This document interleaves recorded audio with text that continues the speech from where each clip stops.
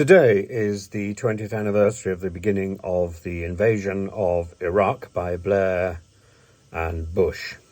And The Guardian has put out a very interesting article pointing out that Gordon Brown has criticised Mr. Putin directly.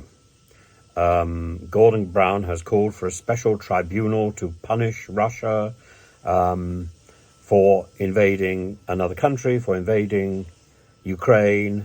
It's a war of aggression, something that the Supreme International, something that is a supreme international crime as defined in Nuremberg, and that Putin should be prosecuted with all his henchmen.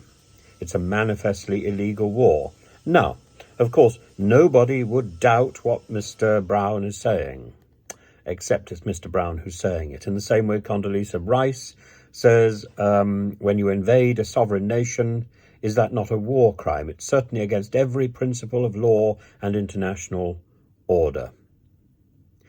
However, both Rice and Brown were involved with Blair and Bush in orchestrating and effecting the Iraq War, of which it's the 20th anniversary today.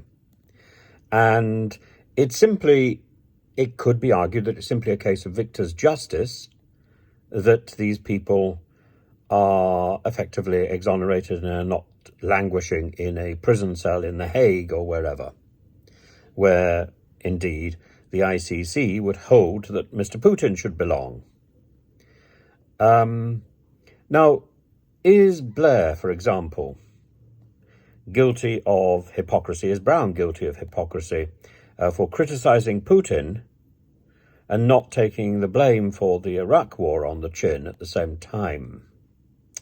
Did Blair inadvertently mislead Parliament, or the nation, or the international community with his dossier compiled by Alistair Campbell, the dodgy dossier, that spoke clearly of weapons of mass destruction?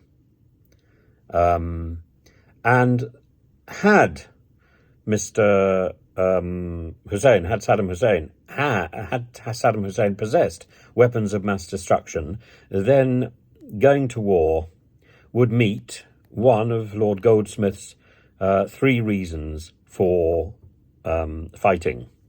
Number one was self-defense. Number two was humanitarian intervention, as for example in Kosovo. Number three was a UN authorization. Well, there wasn't a UN authorization. We were waiting for the second decision.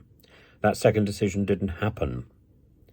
But had Saddam Hussein got weapons of mass destruction, as were suggested in the dodgy dossier, then that would probably amount to self-defense, or indeed humanitarian intervention. However, the dodgy dossier was wrong. And it's difficult to move forward on this, in a sense.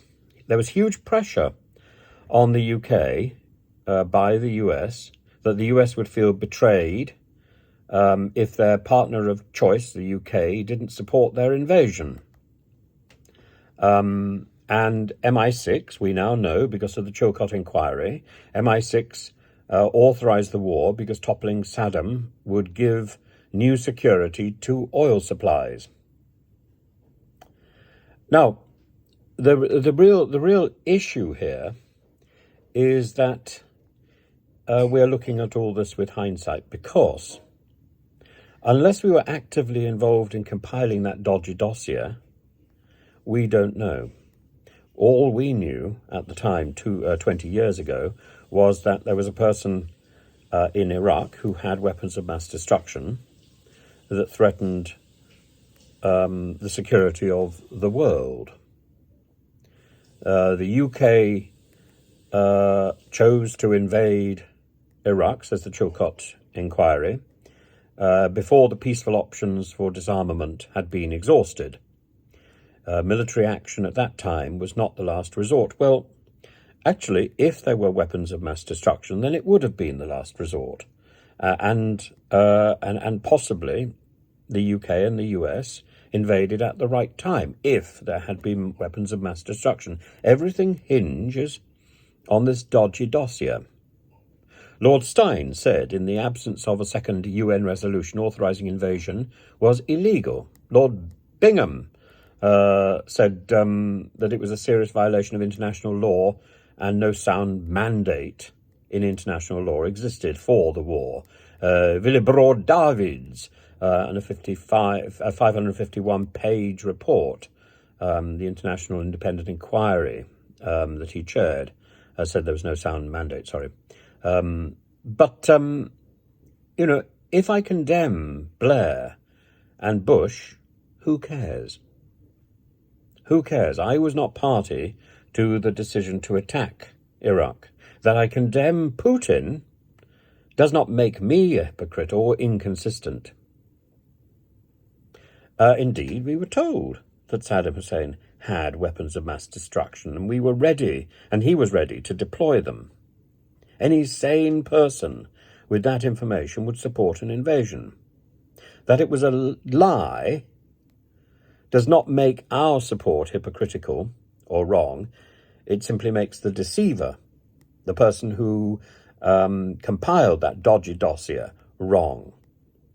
And we, in turn, become victims of that deceit. Now, the whole thing compromises, of course. It compromises our cause against Mr. Putin, but it doesn't nullify it. And maybe the people who are implicated by the Chilcot inquiry in dodgy dossier compilations to justify a war that was clearly, with hindsight, wrong, maybe they should keep quiet. And maybe they should allow others who have the moral rectitude, the moral strength to put forward the case without being compromised, to do so.